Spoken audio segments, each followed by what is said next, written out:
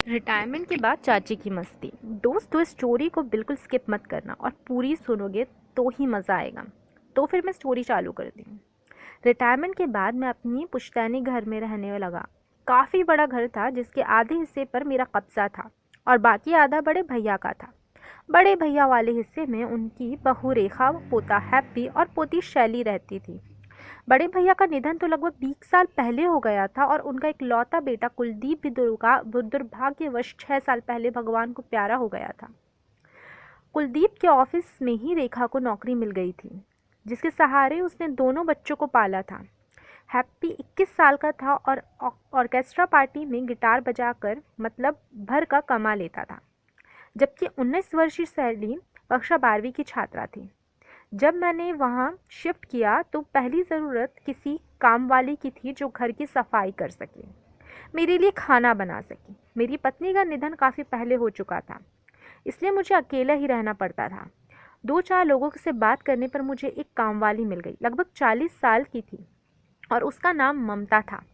उसने इतना काम करने के 5,000 रुपये मांगे और मैंने कहने पर 4,000 में राज़ी हो गई। काम बहुत अच्छा और फटाफट करती थी तथा खाना भी स्वादिष्ट बनाती थी। 15-20 तक उसको रोज़ देखकर मुझे लगा कि यह के लिए राज़ी हो जाए तो मेरा काम चलता रहेगा। नौकरी के दौरान तुम तमाम जूनियर्स थीं जो काम चला देती थीं। अगले दिन जब ममता साफ़ सफाई करने के बाद रसोई में गई तो मैंने उससे एक गिलास पानी मांगा। ममता पानी लेकर आई तो मैंने कहा, बैठो, तुमसे कुछ बात करनी है। मैं सोफे पर बैठा था, वो सामने ज़मीन पर बैठ गई।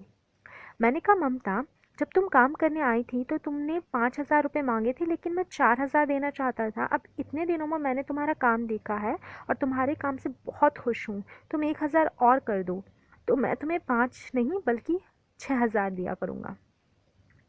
ममता ने पूछा, और क्या करना होगा? मैंने अपने हाथ फेरते हुए कहा, कभी कभी खुश कर दिया करो।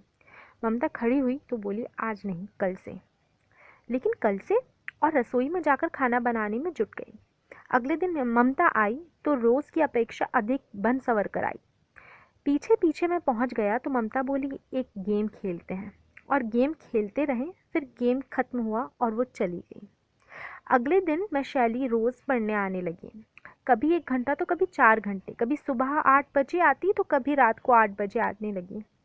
दादू ये बता दीजिए, दादू वो बता दीजिए। उसके रोज़ रोज़ आने जाने से मेरी नज़र उसके ऊपर पड़ने लगी। उसको पढ़ाने के साथ साथ उसकी पसंदीदा चीज़ें उसको दिलाने लगा। एक दिन शाम के 6 बजे थे। हल्की हल्की बूंदाबांदी हो रही थी। मेरा दिल बेताब हो रहा था। मैंने लोअर उतार कर लुंगी बांध ली और शैली को फ़ोन करके बुलाया। आज पढ़ना नहीं है क्या? उसने कहा, अभी आ रही हूँ दादू। थोड़ी देर में वो किताब लेकर आ गई और बोली, दादू, आज मेरा आने का मन नहीं था, लेकिन आपने बुलाया तो मैं आ गई। मैंने कहा, शैली, आज मेरा भी पढ़ाने का मन नहीं था। आज दिल बहुत उदास हो रहा था। तेरी दादी की बहुत याद आ रही थी, इसलिए तुझे बुला लिया। आज ऐसा क्या हो गया कि आप दादी को याद करके उदास हो गए? क्या बताओ बेटा, जब तक इंसान की ज़रूरतें पूरी होती रहती हैं उसे किसी की याद नहीं आती, और ख्वाहिशें अधूरी हो तो हर पल याद आती हैं। क्या हो गया दादू, मुझे बताइए। क्या बताऊं बेटा, ममता आती है, पूरा घर संभालती है, खाना बना देती है और मेरा दिन अच्छे से कट जाता है, लेकिन जब रात होती है तो तेरी दादी की कमी महसूस होती है। तुम समझ रही हो ना? शैली खामोश रही तो मैंने अपना बोलना जारी रखा। जैसे भोजन इंसान के लिए ज़रूरी है, उसी तरह अपोजिट साथी भी बहुत ज़रूरी होता है। बेटा शैली, तुम मेरी ज़रूरतें पूरी तो नहीं कर सकती, लेकिन कम ज़रूर कर सकती हो। कैसे दादू? मैंने बोला, बेटा तुम नहीं समझ पाओगी। दूसरे दिन शैली आई और पढ़ाई शुरू की। लगभग 2 घंटे पढ़ाने के बाद मैंने शैली से कहा, बेटा तुमने कुछ खाया कि नहीं? तो वो बोली, हाँ मैं नाश्ता हूँ। एक गिलास में कोका कोला से भर दिया। आधा गिलास मैंने पिया और आधा गिलास शैली कोका कोला पी गई।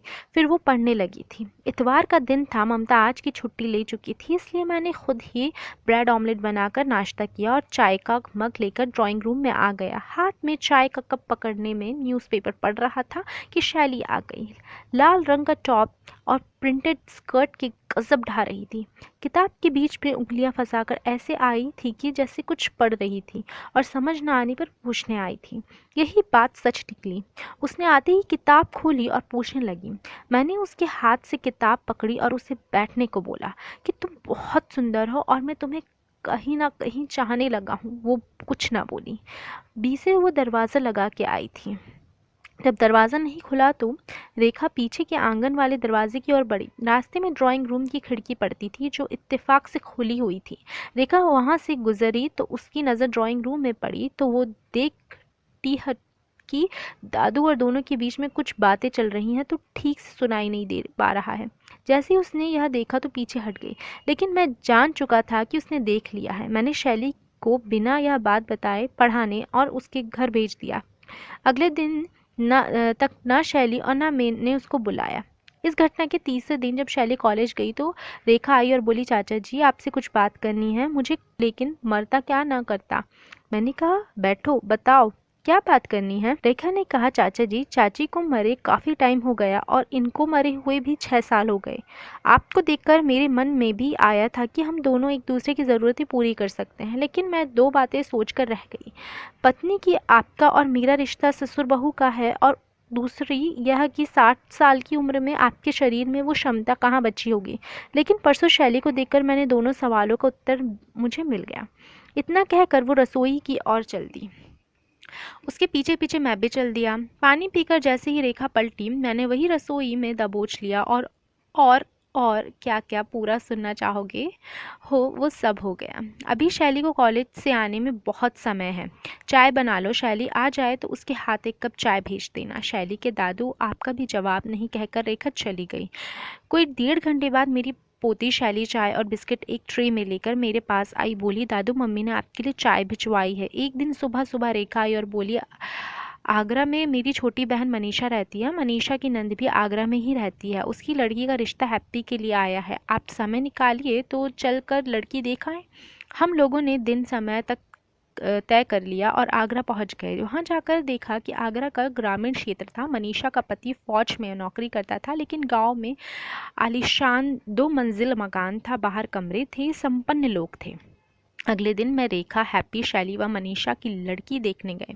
मनीषा लड़की का नाम हनी था। हनी के पिता रेलवे में नौकरी करते थे और वो अपने माता पिता की इकलौती संतान थी। 22 साल की उम्र, भरा हुआ मैं पहली नज़र में ही ताड़ गया कि लिए मजबूत सामान है, बस जाल बिछाने की ज़रूरत है। देखा दिखाई के दौरान ही रेखा ने कहा, चाचा जी बड़े हैं, फाइनल डिसीजन इनको ही करना है। इसके बाद हनी के माता पिता मेरे आगे पीछे डोलने लगे।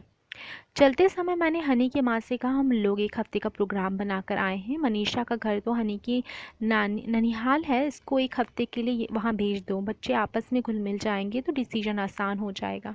दूसरे दिन सुबह हनी अपनी माँ के साथ आई और शाम को उसकी माँ वापस चली गई। अगले दिन रेखा व बच्चों ने ताजमहल देखने का प्रोग्राम बनाया तो मैंने मना कर दिया और मैंने हनी से भी कहा, बेटा तुम मत जाओ, मुझे तुमसे बहुत सारी बातें करनी है। ऐसा ही हुआ। अगले दिन सब ताजमहल देखने चले गए तो मैं हनी को लेकर अपने कमरे में आ गया। मैंने उससे कहा, बेटा मैं जो कुछ भी पूछूं सच सच बताना और बिल्कुल भी शर्माना नहीं। हो सकता है मेरे कुछ सवाल तुमको अटपटे लगे, पर अपना दोस्त समझकर जवाब देना।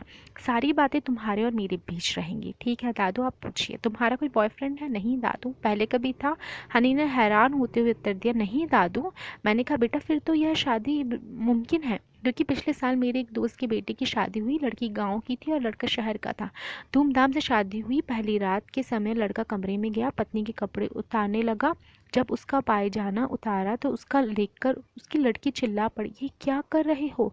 घर में तमाम मेहमान थे। बात पता चली तो मामला बिगड़ गया और लड़के ने अपने साथ रहने से मना कर दिया और वो लड़की अपने मायके वापस चली गई। बेटा आज के ज़माने में लड़कियों को एडवांस होना की ज़रूरत है। हनी शांत रही तो मैंने कहा, बेटा मैंने पहले ही कहा था। हनी शर्मा रही थी। मैंने कहा, बेटा मुझे अपना दोस्त समझो। फिर मैंने उसे अच्छे से समझा दिया था, पूरी तरह से। मैं समझ जाऊंगा कि तुम कितना सीख गई हो। मैंने हनी से कहा, बेटा तुम्हारी ट्रेनिंग पूरी हुई, अब तुम्हारे हैप्पी से शादी में कोई बाधा नहीं है। शादी के बाद भी कोई दिक्कत हो तो मुझे बताना। दोपहर का खाना खाने के बाद आराम कर करने के लिए लेटा हुआ था कि मेरे कमरे में रेखा आ गई। मेरे बेड पर बैठती हुई बोली, चाचा जी चाय लेने पूछ के चली गई। रात के 11 बजे थे, बच्चे खा पी कर सो गए थे। रेखा ने मनीषा से कहा, हैप्पी और हनी की शादी के लिए चाचा जी राजी हुए नहीं दिख रहे। मैंने 2-3 बार बात की है, उनका विचार 50-50 है। मैं चाहती हूँ कि एक बार तुम बात करो, शायद हाँ हो जाए। तुम एक काम करो, एक गिलास दूध लेकर उनके पास जाओ, जब तक वो दूध पिए तुम शादी की बात छेड़ देना। मनीषा ने हैरान होते हुए पूछा, इस समय? तो रेखा ने कहा, चाचा जी हैं वो। इतना सुनकर मनीषा दूध का गिलास लेकर मेरे कमरे में आई। मैं बत्ती बंद करके लेटा हुआ था। मनीषा ने बत्ती जलाई और बोली, चाचा जी दूध लाई हूँ, सो गए हैं क्या? नहीं बेटा, सोया नहीं हूँ, ले आ और आ यहाँ बैठ जा। मनीषा पलंग पर मेरे कमरे में बैठ गई। दूध थोड़ा गर्म था, इसलिए धीरे धीरे पीना था। वह बोली, चाचा जी हैप्पी और हनी के बारे में आपने क्या सोचा? सोचना क्या है बेटा, जोड़ी तो सुंदर है, घर परिवार भी ठीक है, भगवान इन बच्चों पर कृपा बनाए रखे। मैं तो पिछले 2 साल 3 दिन एक ही बात सोच रहा कर परेशान हूँ कि भगवान भी कितना निष्ठुर है। जोड़ियाँ बनाता है लेकिन सबको जीवन का आनंद लेने देता है। अब देखो, मेरी पत्नी को मरे लंबा असरा हो गया, कुलदीप को मरे भी 6 साल हो गए। भगवान तुम्हारे पति की आयु 100 साल करे। बस फिर क्या था, चाचा जी तो ठरकी थे, यहाँ वहाँ मुंह मारते रहते हैं। यह है मेरी रिटायरमेंट के बाद की मस्ती। अभी मैंने में बहुत जान है, अभी जीवन में ना जाने कितनी रेखा, मनीषा और हनी मिलेंगी। दोस्तों, कैसी लगी कहानी? अपनी प्रतिक्रिया ज़रूर बताना, मुझे कमेंट कर ज़रूर बताइएगा। और आखिर में मैं इतनी अपनी कहानी सुनाती हूँ इतनी मेहनत से, मुझे पता है आप सभी को बहुत मज़ा आता है, तो मुझे भी कुछ मज़े दें पेटीएम करके। फिर मैं चलती हूँ, वीडियो को लाइक शेयर कमेंट और चैनल को सब्सक्राइब करना बिल्कुल ना भूलें। धन्यवाद। और मेरी स्टोरी और भी देखना हो तो मेरी वेबसाइट पे जा सकते हैं, नीचे दी है लिंक। चलो मैं अब चलती हूँ, मिलूँगी अब नेक्स्ट स्टोरी में, तब तक के लिए बाय।